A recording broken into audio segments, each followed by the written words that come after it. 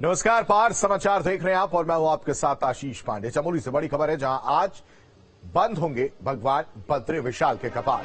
मंदिर को फूलों से सजाया गया है। 16 नवंबर से ही प्रक्रिया जो है वो शुरू हो गई थी। अब तक करीब 18 लाख भक्त दर्शन कर चुके हैं।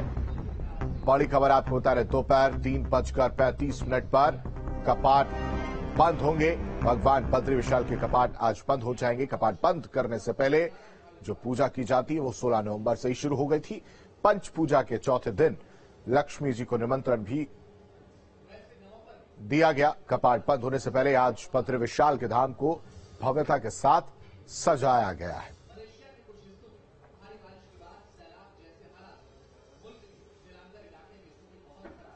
तो दोपहर 3:35 पर शीतकाल के लिए कपाट जो बंद हो जाएंगे। बद्री विशाल के कपाट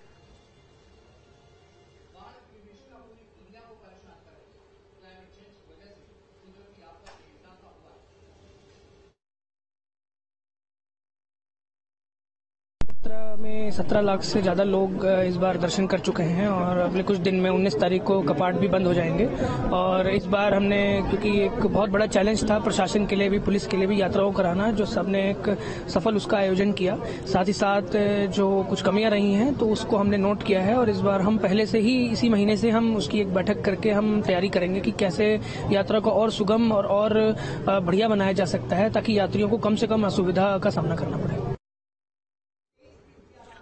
बद्रीनाथ धाम के कपाट आज दोपहर 3:35 पर शीतकाल के लिए बंद होंगे। कपाट बंद करने की प्रक्रिया जारी है और इसी का जायजा लिया हमारे संवाददाता सुरेंद्र रावत ने। शनिवार को भगवान बद्री विशाल के कपाट शीतकाल के लिए बंद कर दिए जाएंगे। इस बार की अगर यात्रा की बात करें तो लगभग 18 लाख श्रद्धालुओं ने भगवान बद्री विशाल में दर्शन किए। कपाट बंद होने से पहले जो गणेश मंदिर है, आदि केदारेश्वर मंदिर है, खड़ग पूजा की पूजा अर्चना के साथ इनके कपाट बंद होते हैं और उसके बाद जो शनिवार को जो विधि विधान के साथ 3:25 पर भगवान बद्री विशाल के कपाट बंद होंगे और इससे पूरे मंदिर को गेंदे के फूलों से सजाया जाता है और इस पल के लिए साक्षी बनने के लिए हजारों की संख्या में श्रद्धालु भगवान के दर्शनों के लिए पहुंचते हैं। Surendra Rawat, news state, Chamoli. तो आज भगवान बद्री विशाल के कपाट होंगे बंद करने की प्रक्रिया जो पहले से शुरू हो गई थी, यानी 16 नवंबर से इसकी प्रक्रिया शुरू हो गई थी। आज करीब दोपहर 3:35 पर कपाट बंद हो जाएंगे। बद्री विशाल के रिकॉर्ड संख्या में जो श्रद्धालु वहां पर पहुंचे और व्यवस्थाओं की अगर बात की जाए तो व्यवस्था बेहतर और दर्शन करने के लिए श्रद्धालु पहुंचे। दोपहर 3:35 पर आज ये कपाट बंद हो जाएंगे।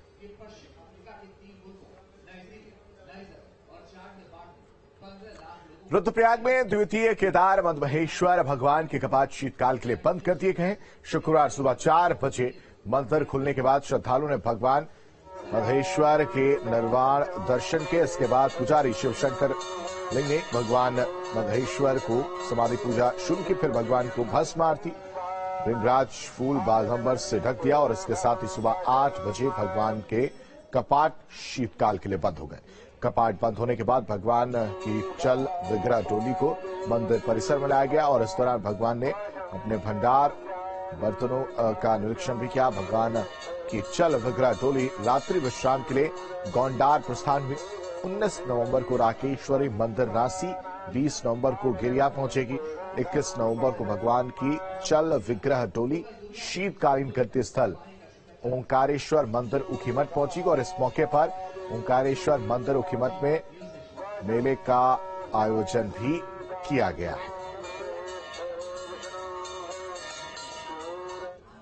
यम चिंतयेते कामम तम तम प्राप्नोति निश्चितम। जो जिस कामना से मेरे बाबा के इस दर पे आता है वो बाबा उसकी हर मनोकामना को परिपूर्ण करके उसके जीवन को सुखमय करता है और अपना जो है कृपा आशीर्वाद उस भक्त के ऊपर हमेशा रखता है। बढ़ते आगे, चमोली हादसे में मुआवजे का ऐलान किया गया। मृतक के परिजनों को 2-2 लाख रुपए की आर्थिक सहायता का ऐलान किया गया है। साथ साथ घायलों को निःशुल्क उपचार दिया जाएगा। घटना की मजिस्ट्रियल जांच के आदेश भी दिए गए। चमोली जिले में जोशीमठ की उर्गम घाटी में निर्माणाधीन उर्गम पल्ला जकोला मार्ग पर बड़ा सड़क हादसा हो गया और हादसे में एक बस 250 मीटर गहरी खाई में गिर गई। बस में 12 से ज्यादा लोग सवार थे। हादसे के बाद एसडीआरएफ की टीम रेस्क्यू ऑपरेशन में जुटी हुई है। तो बड़ी खबर आपको बता रहे, घटना की मजिस्ट्रियल जांच के आदेश अब जो है वो दे दिए गए। सभी के शव बरामद कर दिए। हादसे में मृतकों के परिजनों को मुआवजे के रूप में 2 लाख की आर्थिक सहायता प्रदान की जाएगी और घायलों को निःशुल्क उपचार उपलब्ध करवाया जाएगा। साथ ही घटना की मजिस्ट्रियल जांच के आदेश दे दिए गए। मुख्यमंत्री पुष्कर सिंह धामी का ये ट्वीट आया है 18 नवंबर 9:15 बजे रात को। सीएम हादसे पर सीएम धामी ने दुख जताया है। राहत बचाव कार्य तेज है। 2-2 लाख के मुआवजे का ऐलान किया गया है। जल्ला जखोला सड़क पर यह हादसा होता। वाहन में 12 से ज्यादा लोग की मौत जो है बताई जा रही है। 12 से ज्यादा लोग सवार थे। 250 मीटर गहरी खाई में यह बस गिरी है। राहत बचाव कार्य में टीमें जो है वो जुटी है। 12 लोगों के शव जो है अभी तक बरामद कर लिए गए हैं। तो चमोली जिले में जोशीमठ की उर्गम घाटी में निर्माणाधीन उर्गम पल्ला जखोला मार्ग पर यह बड़ा सड़क हादसा हो गया। हादसे में एक बस 250 मीटर गहरी खाई में गिर गई।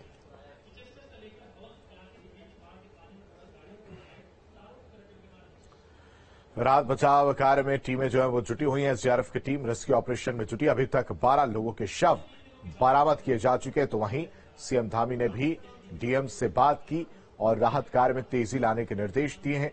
इस हादसे में कालगोठ गांव के 5 लोगों की मौत हुई है और हादसे पर सीएम ने दुख जताया और मृतक के परिजनों को 2-2 लाख के मुआवजे का ऐलान भी किया है।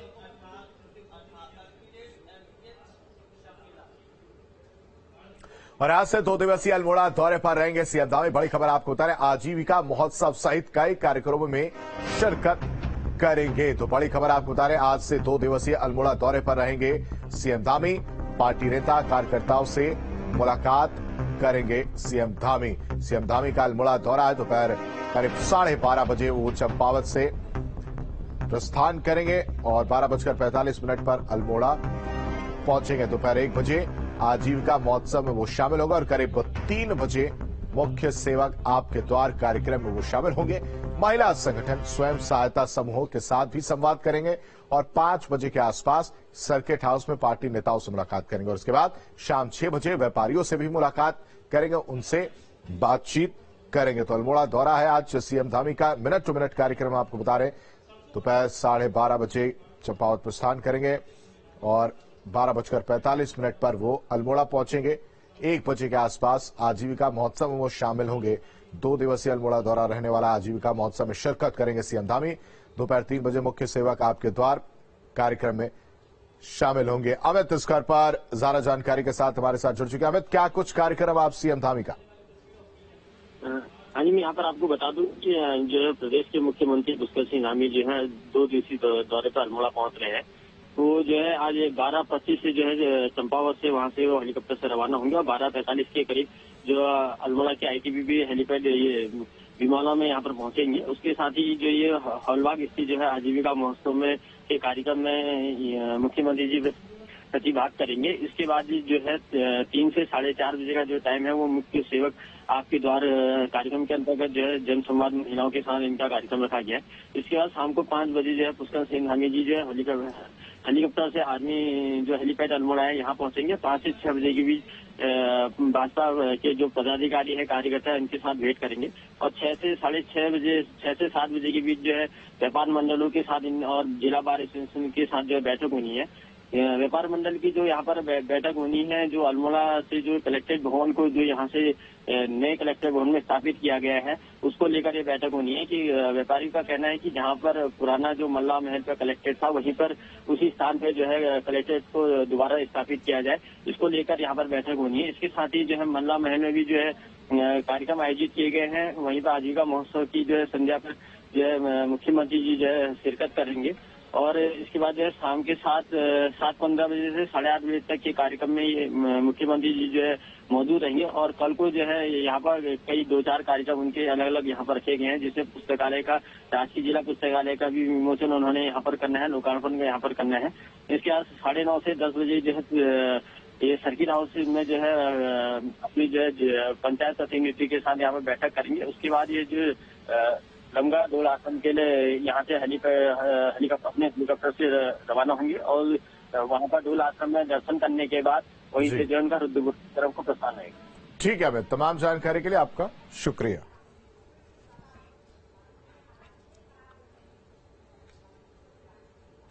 प्रदेश बीजेपी में इन दिनों जमकर घमासान मचा है। ऐसा लगता है कि पूर्व सीएम वर्सेस सरकार चल रहा है। पूर्व सीएम त्रिवेंद्र सिंह रावत तो पहले से ही सरकार के कार्यों पर सवाल उठा रहे हैं और अब उमेश कुमार के मामले में एसएलपी वापस लेना अब बीजेपी के अंतर कलह को बढ़ा सकता है। कैसे, इस रिपोर्ट के जरिए देखिए। उमेश शर्मा मामले में नया मोड़, मुकदमे में एसएलपी वापस लेगी सरकार। त्रिवेंद्र रावत को बड़ा झटका। सरकार बनाम उमेश शर्मा मामले में धामी सरकार के कदम से अब नया मोड़ आ गया है। धामी सरकार ने उमेश कुमार के खिलाफ सुप्रीम कोर्ट में चल रहे राजद्रोह के मुकदमे में एक हलफनामा दाखिल किया है और एसएलपी वापस लेने की बात कही है, जिसके बाद से उत्तराखंड की सियासत में हलचल तेज है, क्योंकि त्रिवेंद्र सिंह रावत पहले से ही अपनी ही सरकार के कार्यों को आड़े हाथों ले रहे हैं और अब माना जा रहा है कि ये मुद्दा आग में घी का काम कर सकता है। इस मामले में त्रिवेंद्र सिंह रावत का तो अभी बयान सामने नहीं आया है, लेकिन उमेश कुमार ने जरूर अपनी चुप्पी तोड़ी है और धामी सरकार का धन्यवाद दिया है। मैं सरकार का धन्यवाद देना चाहूंगा कि उनको लगता है मेरे खिलाफ दर्ज किया गया राजद्रोह नहीं चलना चाहिए और फर्जी मुकदमा था, ये पूरा देश जानता है। उसी मामले में देखिए, त्रिवेंद्र सिंह रावत जी जब मुख्यमंत्री थे 2020 में, तो उन्होंने मेरे खिलाफ राजद्रोह का मुकदमा दर्ज किया था। एक मुकदमा मेरे खिलाफ राजद्रोह का रांची में हुआ था, तो लगभग त्रिवेंद्र जी के कार्यकाल में 5 मुकदमे मेरे खिलाफ दर्ज किए गए। लेकिन इस मामले में माननीय उच्च न्यायालय ने हमारे दस्तावेजों को देखते हुए, क्योंकि हम सीबीआई जांच की मांग कर रहे थे, लेकिन इन्होंने उससे पहले हमारे खिलाफ अपराध पंजीकृत कर दिया था राजद्रोह का। जिस दिन मैंने इनके दस्तावेज जारी किए थे भ्रष्टाचार के। अब आपको पूरा मामला बताते हैं। दरअसल उमेश कुमार के खिलाफ राजद्रोह का मुकदमा दर्ज हुआ था। त्रिवेंद्र रावत के मुख्यमंत्री रहते दर्ज हुआ था ये मुकदमा। हाईकोर्ट ने राजद्रोह की एफआईआर को निरस्त कर दिया था। फैसले के खिलाफ त्रिवेंद्र सरकार सुप्रीम कोर्ट चली गई थी। मुकदमा जारी रखने के लिए त्रिवेंद्र सरकार ने अपील दाखिल की थी। उमेश कुमार ने त्रिवेंद्र रावत पर भ्रष्टाचार के आरोप लगाए थे। अब इस मामले में सीबीआई जांच पर सुप्रीम कोर्ट अलग से फैसला ले सकता है। अब जब मुद्दा बीजेपी के अपने घर का है और घर में ही आग लगी है, तो कांग्रेस ने इस मुद्दे को तुरंत भुनाया है और चुटकी भी ली है। कांग्रेस के प्रदेश अध्यक्ष करण महारा ने कहा है कि इस जुबानी जंग में सिर्फ जनता का ही नुकसान हो रहा है। त्रिवेंद्र रावत पूर्व मुख्यमंत्री के द्वारा सुप्रीम कोर्ट में एक एसएलपी दाखिल की गई थी और नई सरकार उसको वापस लेने की तैयारी कर रही है, जिस पर बड़ा विवाद गहराया हुआ है। वहीं तीरथ रावत जी पूर्व मुख्यमंत्री प्रदेश में भ्रष्टाचार की ओर को लगातार इशारा कर रहे हैं। वो कहते हैं कि घूसखोरी और कमीशनखोरी इस प्रदेश में बढ़ गई है, ये चिंता का विषय है।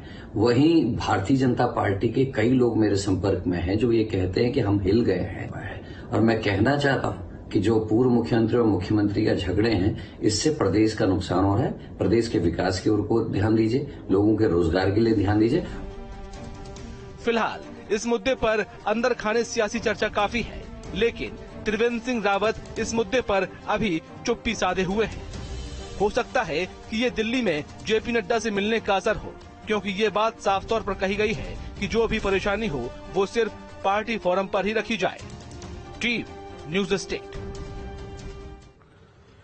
त्रिवेंद्र के बाद अब तीरथ सिंह रावत के भी स्वर बदले बदले नजर आ रहे हैं। दरअसल तीरथ सिंह रावत ने रुद्रप्रयाग में पत्रकारों से बातचीत के दौरान पीएम मोदी की जमकर तारीफ की, लेकिन जब उनसे सरकार के विकास कार्यों के बारे में पूछा गया तो वो चुप्पी साध गए। आप भी सुनिए उन्होंने क्या कुछ कहा।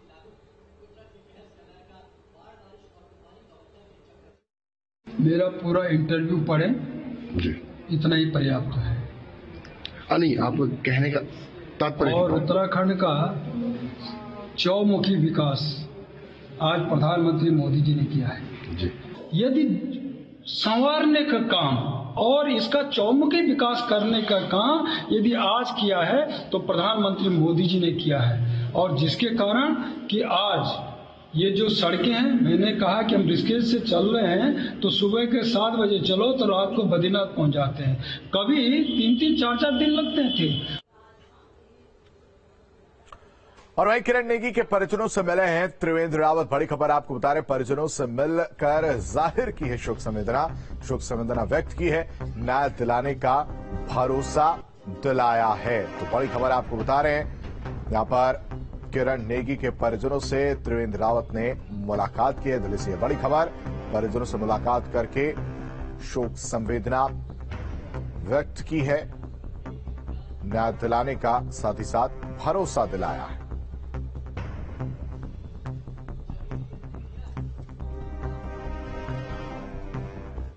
श्रद्धा मर्डर केस में पुलिस लगातार सबूत जुटाने में लगी है और इसी कड़ी में आरोपी आफताब को पुलिस देहरादून लेकर जा सकती है। सूत्रों के मुताबिक पुलिस की पूछताछ में आफताब ने श्रद्धा के शव के कुछ टुकड़े देहरादून में फेंकने की बात भी कबूल की है। उन्हीं टुकड़ों की तलाश में दिल्ली पुलिस आफताब को लेकर देहरादून जा सकती है। दिल्ली पहुंचने से कुछ दिन पहले यानी 4 मई को श्रद्धा आफताब के साथ उत्तराखंड के शिवपुरी के पास वशिष्ठ गुफा गई थी। ये गुफा गंगा नदी के किनारे है। यहीं से श्रद्धा ने आखिरी रील बनाकर सोशल मीडिया पर पोस्ट भी की थी और श्रद्धा ने इस रील में लिखा है कि 1500 किलोमीटर घूमने के बाद उसने यह तय किया था कि वो दिन के आखिरी में इस खूबसूरत जगह पर सनसेट देखने जाएगी। और इसके बाद 11 मई को श्रद्धा ने एक अपनी फोटो डाली है जो एक कैफे के अंदर की है, जिसमें उसने ज्यादा से ज्यादा एक्सप्लोर करने की बात लिखी है। सूत्रों के मुताबिक ये कैफे हिमाचल में है। पुलिस इन्वेस्टिगेशन के लिए इन लोकेशन पर जाकर भी जांच की जा सकती है।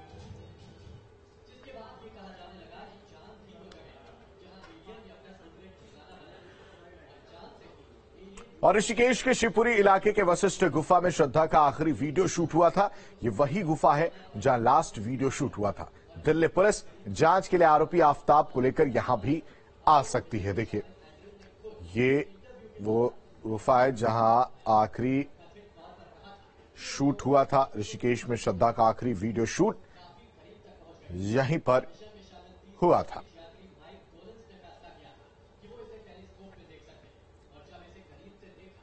और इस बीच बड़ी खबर का रुख करते हैं, अंकिता भंडारे हत्याकांड से जुड़े इस वक्त की बड़ी खबर आ रही है, जहां हाईकोर्ट में सीबीआई जांच कराने को लेकर सुनवाई हुई। हाईकोर्ट ने बड़ा आदेश दिया। कोर्ट कार्यवाही से जुड़ी खबरों को प्रसारित करने पर रोक लगाई है। संवेदनशील खबरें चलने पर कार्रवाई होगी। आपराधिक अवमानना की कार्रवाई की जाएगी। तो बड़ी खबर आपको बता रहे हैं, हाईकोर्ट का ये बड़ा आदेश जिसमें कहा गया कि कोर्ट कार्यवाही से जुड़ी खबरों को प्रसारित करने पर रोक लगाई जाए। ये बड़ा आदेश, संवेदनशील खबरें चलने पर कार्रवाई होगी। अंकिता भंडारे हत्याकांड से जुड़ी ये बड़ी खबर, सीबीआई जांच कराने को लेकर सुनवाई हाईकोर्ट में हुई। और यहां रुकते एक छोटे से ब्रेक के लिए।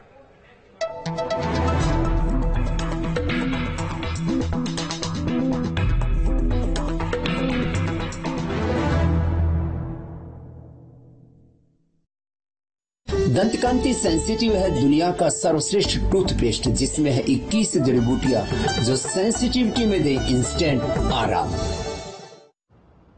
5 lakhs। लोन चाहिए तो पैसाबाजार.com पर जाइए, लोन सही मिलेगा यहीं। नमक का हर नारंगी पैक टाटा नमक नहीं होता, सिर्फ असली टाटा नमक अपनाइए, क्योंकि इसमें है सही मात्रा में आयोडीन और ये बना है वैक्यूम इवेपोरेशन टेक्नोलॉजी से भैया। विजय का केस वापस गर्म हो गया, पुलिस सॉलिड एक्शन में।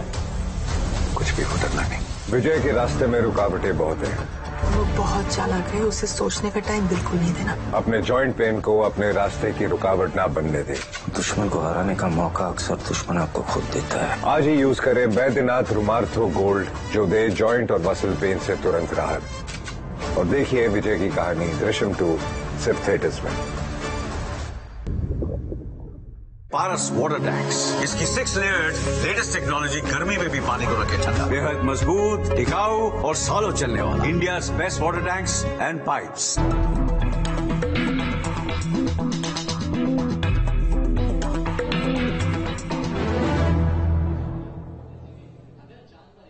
और हल्द्वानी में सीएम पुष्कर सिंह धामी ने प्रधानमंत्री मोदी द्वारा की गई घोषणा में 2000 करोड़ रुपए की लागत से चल रहे विकास कार्यों की समीक्षा बैठक की और बैठक में नगर निगम के मेयर समेत सभी अधिकारी और कुमाऊं कमिश्नर भी मौजूद रहे। सीएम ने विकास कार्यों में हो रहे लेट लतीफी को लेकर नाराजगी जताई। सीएम ने कहा कि अब 2000 करोड़ से नहीं बल्कि 2200 करोड़ की लागत से हल्द्वानी शहर का विकास होगा। उन्होंने कहा कि सरकार लगातार भ्रष्टाचार पर अंकुश लगाकर विकास कार्यों में तेजी ला रही है, जिससे आम जन को सुविधा मिल सके।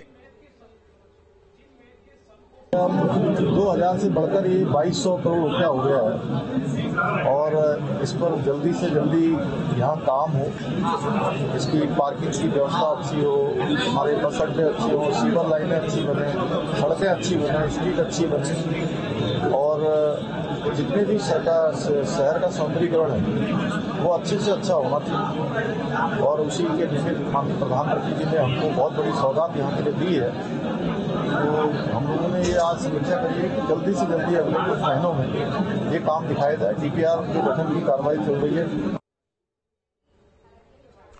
हल्द्वानी में सीएम धामी की बैठक से पहले कांग्रेस के विधायक सुमित हृदयेश बिफर पड़े। सुमित हृदयेश ने प्रशासनिक अधिकारियों पर उन्हें अपमानित करने का आरोप लगा। सुमित हृदयेश ने कहा कि स्थानीय विधायक होने के नाते उन्हें शहर के विकास कार्यों की बैठकों में शामिल किया जाना चाहिए था, लेकिन 12 बार बैठक आयोजित की गई जिसकी उनको जानकारी तक नहीं दी गई। ये जो नोडल एजेंसी है इसने 12 मीटिंग करी, 12 मीटिंग में मुझे नहीं बुलाया, कोई बात नहीं। आज मुख्य नगर अधिकारी का मेरे को आवेदन आया था तो मैं आया, वहां पे टोकन टाकी कि आप ये यहाँ नहीं बैठ सकते। तो क्या फायदा है फिर? अगर इतना अपमानित करना ही है, क्योंकि कांग्रेस का विधायक है, इतना अपमानित करना ही है तो मुख्यमंत्री जी आए और करें अपने कार्यक्रम। 100% बहिष्कार करूंगा मैं। कांग्रेस के हल्द्वानी विधायक सुमित हृदयेश द्वारा समीक्षा बैठक का बहिष्कार किए जाने के मामले को लेकर मुख्यमंत्री धामी ने कहा कि इस पूरे मामले का संज्ञान लिया जाएगा। विपक्ष के विधायक भी विकास में हमारे सहयोगी बने। इसको लेकर हमने सभी विधायकों से 10-10 प्रस्ताव मांगे हैं और उत्तराखंड के विकास के लिए पक्ष और विपक्ष दोनों मिलकर कार्य करेंगे। नहीं, इसका हम लोग संज्ञान लेंगे और हम तो चाहते हैं कि सभी पक्ष हो विपक्ष हो भी, हमने तो सारे लोगों से, जो विपक्ष के भी लोग हैं उनसे भी हमने प्रस्ताव मांगे, सारे विधायकों से 10-10 प्रस्ताव मांगे। सबको हम चाहते हैं, पूरे उत्तराखंड के लोग जो हमारी विकास यात्रा है उस विकास यात्रा में। दिल्ली में हुए छावला गैंगरेप कांड के तीनों आरोपियों के सुप्रीम कोर्ट से बरी हो जाने के बाद अब पीड़ित परिजनों की मदद के लिए राज्यसभा सांसद अनिल बलूनी आगे आए हैं। अनिल बलूनी पीड़िता के माता पिता के साथ दिल्ली के उपराज्यपाल विजय कुमार सक्सेना से मिले। अनिल बलूनी ने दिल्ली के उपराज्यपाल से इस मामले में पुनर्विचार याचिका दाखिल करने का अनुरोध किया। बता दें कि छावला गैंगरेप कांड साल 2012 में हुआ था और इस मामले में दिल्ली सरकार भी पक्षकार है, इसलिए अनिल बलूनी ने पूरे मामले में पुनर्विचार याचिका दाखिल करने की अपील की है ताकि तीनों दोषियों को कड़ी से कड़ी सजा मिले।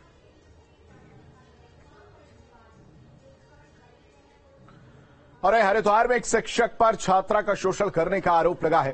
प्रिंसिपल की तहरीर पर नगर कोतवाली में आरोपी शिक्षक के खिलाफ केस दर्ज कर पुलिस ने जांच शुरू कर दी है। शहर के एक नामी कॉलेज की 2 छात्राओं ने कॉलेज प्रबंधन से शिकायत करते हुए शिक्षक पर उनके शारीरिक और मानसिक शोषण का आरोप लगाया था। छात्राओं की शिकायत पर कॉलेज प्रबंधन ने जांच की ओर आरोप सही पाए जाने पर शिक्षक को निलंबित कर दिया और नगर कोतवाली में तहरीर दी। कॉलेज प्रबंधन की तहरीर पर पुलिस ने मुकदमा दर्ज कर लिया है और आगे की कार्रवाई शुरू कर दी है। हरिद्वार में 50,000 के नामी बदमाश के ठिकाने पर पुलिस ने दबिश दी और इसी दौरान पुलिस की बदमाश से मुठभेड़ हो गई। मुठभेड़ में पुलिस की गोली से बदमाश घायल हो गया, जिसके बाद बदमाश को अस्पताल में भर्ती कराया गया और गिरफ्तार किया गया है।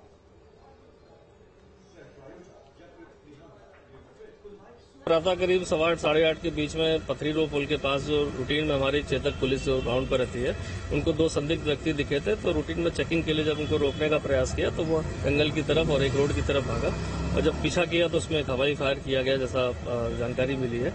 इस पर तत्काल जो सूचना दी गई, मौके पर चेकिंग अभियान चलाया गया। करीब 40-45 मिनट बाद एक बदमाश जो पुलिस पर जिसने फायर किया था उस पर जो है जवाबी फायर में जो है हमारी जो टीमें थी उस पर लगी। चूंकि अभी प्राथमिक इलाज चल रहा है, उस जानकारी के आधार पर अभी हमारी टीमें लगी हैं कॉम्बिंग के लिए कि दूसरा कौन था और क्या उद्देश्य था इनका जाने का, इस संबंध में जानकारी की जा रही है। और इसी के साथ तपार समाचार में अभी के लिए बस इतना ही।